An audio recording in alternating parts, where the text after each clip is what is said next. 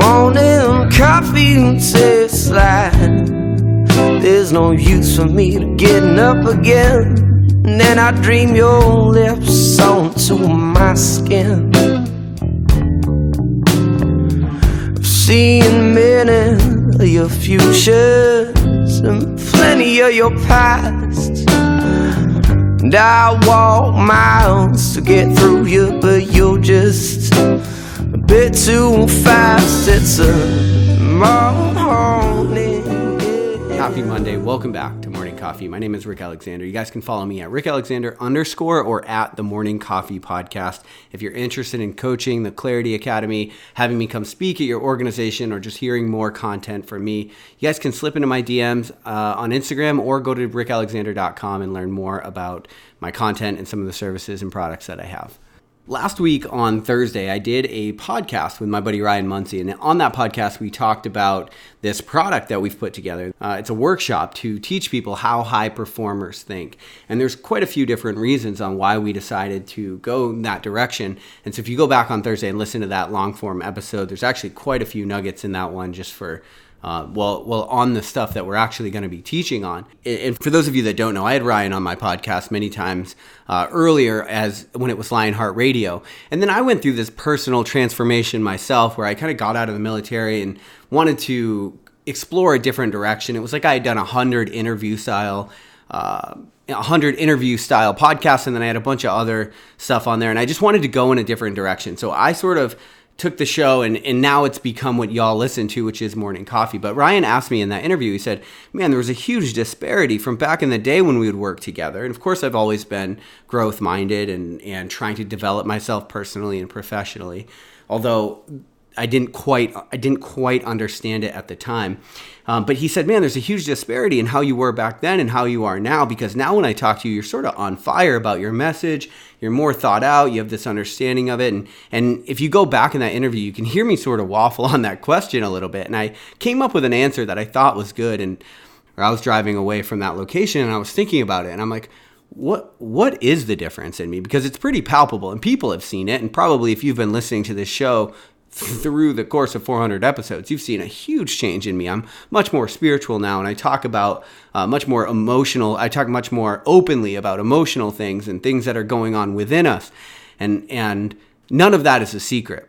And I was trying to figure out, like, what really is it? And I think the reason I didn't feel great about my answers because as I was going through these moments of transition, which last year or a couple years ago, I went through a really big one. I went through a big breakup and I got out of the military. Like I really had like a life shakeup thing going on. And anybody that's gone through any kind of transition in life, you know that it forces you to question things and you're why this and why that? Why does it have to be this way? Why does it hurt like this? You're going through all of these things that you're quite honestly just not equipped to deal with and not taught at all how to deal with. It's like you're taught how to climb ladders and hierarchy structures and do the things you need to do to pay your bills and get a good job maybe or get into a good school program and shit like that. You're taught all of that stuff. But you're not taught at all what to do when you have a broken heart or what to do when you go after your dream and you get it and it turns out not to be the thing that you thought it was going to be. Like that's the shit that you're not at all prepared for. And you guys know me, if you just listen to me long enough, you know that I have this existential bend to my psyche where I'm always thinking about, what are we doing here? And some people, what I've seen is it's more of a personality trait to have this sort of existential curiosity about you. And not everybody does, and I totally get that. But for people that tend to be a seeker who like really want ultimate answers and truth that are listening to this show, you probably can understand what I'm saying when I say that literally there was no answers that were justifying, that were working for me. It was like, yeah, but like the pain that I'm experiencing and the pain I've experienced in life and the pain I'm seeing in other people, the answers I'm getting are just not giving me any kind of peace of mind. And one of the curses of a seeker is that oftentimes the answers you're given aren't going to suffice. And so you do have to continue to search. But when you're searching, you're kind of in no man's land because your belief system is it's all falling apart around you. And so you can imagine me who is already one to wonder about life and death and God and what it all means and what we're doing. You can imagine that kind of a human who's then put in a situation where they're going through massive life transitions and they thought they had, some answers that were working for them. And all of a sudden the rug is sort of pulled out from under you. And now you have to contend with a belief system that's no longer working for you, right? It served you. It got me to a certain point in my life, but it was no longer going to serve me going forward. Like the person that came into the military was not the person that came out of the military, and reconciling that and why that is actually really difficult. And what I realized is the more I thought about life, the more cynical I was starting to grow, because the more I was like looking around at the pain and the destruction and the things not working out. And of course, anybody all you have to do is be alive long enough to know that things don't work out and that they're not going to. That like no matter how much amount of money or privilege you have, your life is going to get extremely hard at some point. You're going to die, and everybody you know is going to die. And you can imagine if you're somebody that thinks like that these answers, these things are sort of bouncing around your head. And so the question, the word why, it's always there. Like, well, why? Why would I do that? Why are we doing this? Why are we going through all of this? And so I hit a point in my own life where none of the answers I was getting were sufficing. And I just could not stomach the idea. Like I couldn't reconcile the amount of pain that life brought with it for the answers that I was getting. Like to me, none of it seemed worth it. The idea behind humanity is that we're antifragile, which is we gain from disorder. So a cup drops, and if it doesn't break, it's still a cup. But if a human drops and we don't break, we actually become stronger. And that's super important to know. And so it felt like the rug was getting pulled out from under me, other things that you don't know, like I had a business that was failing, a sport that I had dedicated myself to was like, I was no longer motivated to try. I was like dealing with a lot of injuries. And you don't have to go through anything major. You can go through a lot of little things that add up, and your psyche feels like it's carrying 1,000 pounds all the fucking time. And it's like really hard to put down. And so what I realized is as I was going through that rock bottom moment, I hit this moment where I looked around and I realized, damn, all of the answers I had been given were no longer working for me. Literally none. And I had tried to be what people wanted me to be. I had tried to do the things that I felt like I should do in order to be successful in the eyes of other people. I'd done all the things that my ego wanted me to do. And look, any of you probably know that if you pursue materialistic possessions and things long enough, ego-driven desires, like all you get is more desire at the end of the day and no satiation at all. Like you're never sated with what you actually get when your ego is the thing that's motivating you to get more, right? More just becomes a way of life, but it doesn't actually give you anything. And so what I began to realize is I just couldn't do it anybody else's way anymore. Like I'm listening to all of these coaches and I'm listening and I'm like bouncing against my own belief system, and you're listening to parents and preachers and teachers and all of these people, you're reading books. And I just realized whoever I was, whatever I was trying to be for so damn long was just not working for me anymore. And that was that rock bottom moment. And I just had to realize that I had to try it my own way. And it was almost a desperation. Like I could no longer just take answers as they were given to me. And that's why in this message and in my message, you see me push so much that you are the problem and you're also the answer. And so I was telling my family, even just out to dinner the other day, it's like you do all of this work and you try and you push and you learn about yourself. And at the end of the day, you realize it was always just you versus you. The world hadn't actually changed that much. What had changed was your perspective and the way that you're looking at it. And most of your world is actually occurring between your ears. And so the pressure you feel from other people, you're putting that on yourself. You're allowing yourself to carry it.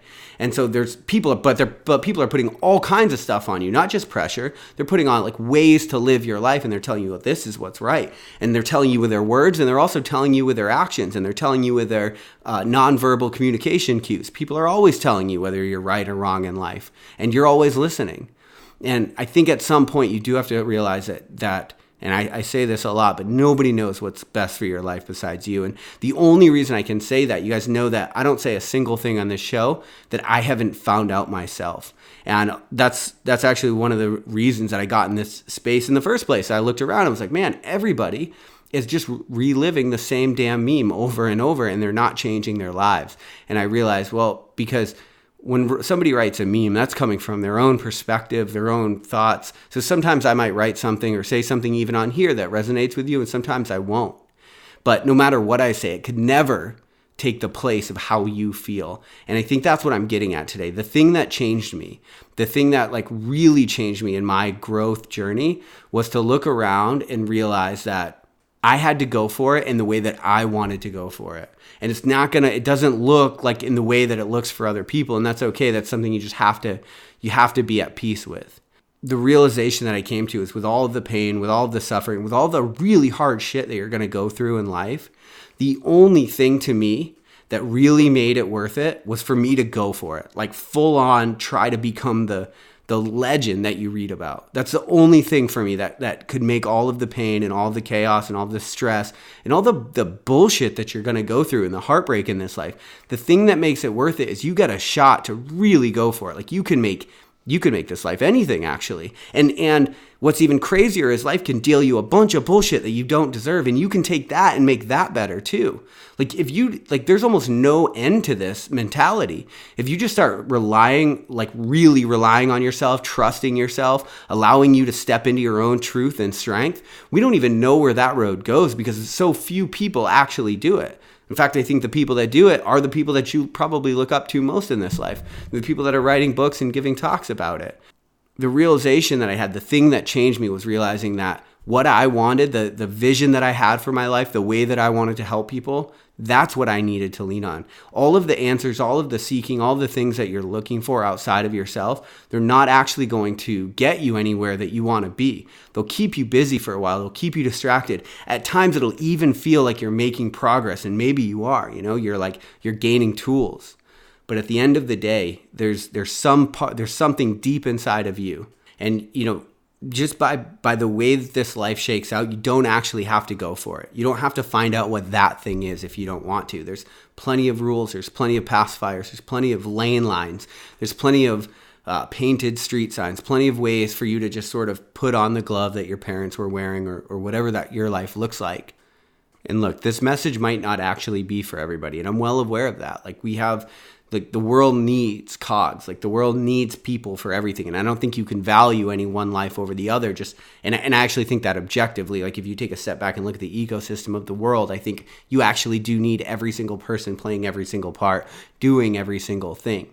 But along with that comes the fact that you were born in 2019 and you have an opportunity to really go for it. And what I've come to find is if you really go for it, if you really step into your truth and into your strength and into the light that you know is actually there, that's the thing that makes all of the pain and all of the chaos and all of the struggle and all of the striving actually worth it. And so I wanted to issue this as a bit of a correction, but also just to tell you that you have an amazing opportunity before you. You certainly don't have to follow it, but just if you could learn anything from my experience, and there's some reason that you're listening to this show now, you have a picture of who you could be, and your life will take on ultimate meaning if you begin to pursue that person. There's no thing that anybody could tell you to do that would give you more of a sense of meaning, of satisfaction, of growth, of enlightenment, of whatever it is that you're after, than when you really start stepping into the truth of who you are and who you're here to be. That's when your life really changes, and that's the change that I've gone through in the last couple of years. I mean, of course, I'm still in the middle of it, but the transformation that I've seen in myself gives me all the reason to continue to step into that direction. And that's, of course, what I want for you and why I have this show. But I love you guys. We'll talk tomorrow on Morning Coffee. What do you do when your back's against the wall? Do you falter or stand up tall?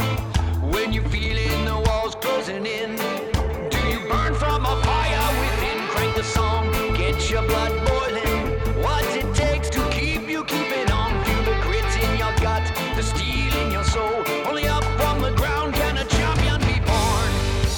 You'll never bring me down. Ooh, you will never bring me down.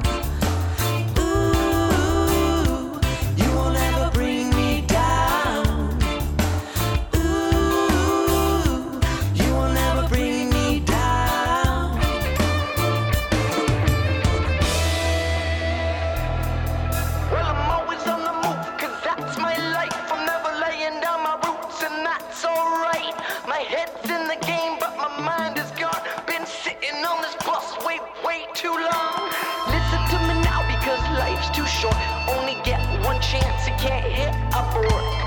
Don't be